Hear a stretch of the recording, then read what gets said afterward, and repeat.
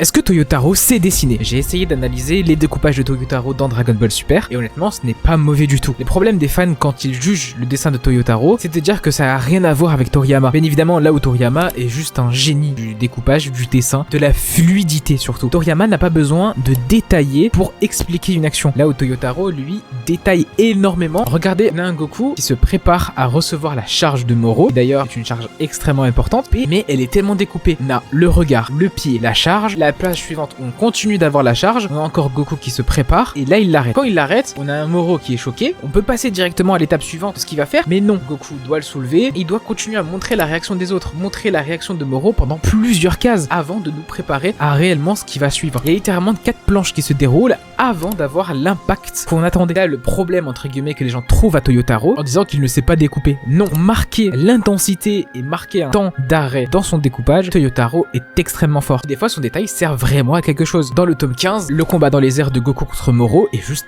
exceptionnel. Parce que là, on a de la rapidité à l'échelle planétaire. Et son détail sert à quelque chose pour ralentir, entre guillemets, cette vitesse, tout en gardant un plan de vue extérieur au combat. Et c'était juste trop bien fait. Donc voilà, pour moi, Toyotaro a des lacunes, mais c'est pas aussi dégueulasse qu'on le dit.